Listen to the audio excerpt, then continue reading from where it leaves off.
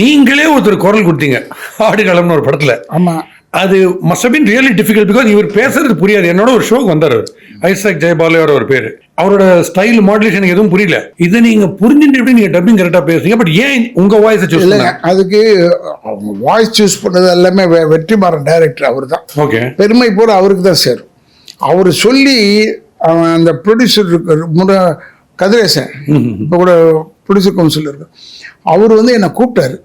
நான் சொன்னேன், வாய்ஸ் டெஸ்ட்டுக்கு கூப்பிட்றதா இருந்தால் என்னை கூப்பிடாது, நான் டப்பிங் யூனியன் தலைவர் வேறு, டெஸ்ட்டுக்கு என்னை கூப்பிடாது, என் வாய்ஸ் ஓகேன்னா கூப்பிடு அப்படின்னு சொல்லிட்டு போனேன். நீங்க வீட்டில் ஈகோல எல்லாம் போவீங்களா ஜாலியா? இல்லை இல்லை, நான் போக வேண்டியது எங்கேயுமே போகிறதில்ல. அதுக்கப்புறமா ரொம்ப போகிறதில்ல. போனேன், உட்காந்தேன். அப்போ வெற்றிமாறன் சார் எனக்கு அப்போ தான் அறிமுகம் ஆகுறாரு. சொல்லிவிட்டு பேச நான் சொன்னேன், தம்பி நாங்கள் இந்த கண்டிஷனோட வந்திருக்கேன், என்னோட வாய்ஸை நீங்கள் டெஸ்ட்டுக்காக எடுத்துக்கிட்டிங்கன்னா இப்போவே சொல்லுங்கள், வெளியே போயிடுவேன். இது ஓகே வாய்ஸும் எடுத்துக்கிங்க, நான் பண்ணுறேன். அவரில் நீங்கள் பேசுங்கண்ணா சொல்கிறார். அவர் வந்து இந்த கடலூர் இந்த புகழேந்தி எம்எல்ஏ இருந்தார்ல, அவருடைய ரிலேட்டிவ் அவர். அதனால் எனக்கு நல்ல பழக்கம்தான் அந்த குடும்பத்தோட. உடனே நான் பேசினேன், அவரை பார்த்தேன். அவர் பெரிய மீசை வச்சுருந்தார், யார் ஜெயபாலா.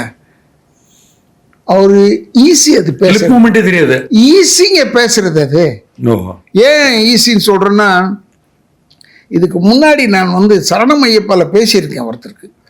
நம்ம விஜயன் இருக்கார்ல, உதிரி பூக்கள் விஜயன், அவருக்கு நான் தான் பேசினேன் வாய்ஸ்.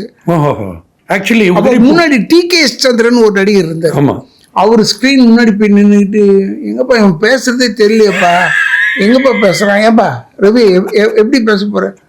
நான் சொன்னேன், ஒன்றும் சொல்லாதீங்க, அவர் மீசை ஆடுதா பாருங்க, அவர் மீசை ஆடிச்சுன்னா பேசுகிறான்னு அர்த்தம், ஃபில்அப் பண்ணுங்க. அதை மீசை ஆடுறதை வச்சு தான் பிடிச்சேன்.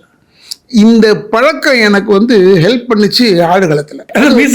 சின்ன மீசையா தான் பெரிய மீசை, அவர் மீசையே தான் பார்ப்பேன். அப்படியே பார்த்தேன், ஆடிச்சேன், பேசினேன். அப்போ வெற்றிமாறன் சொன்னார், பர்ஃபெக்டாக இருக்குங்க வாய்ஸ்ன்னு.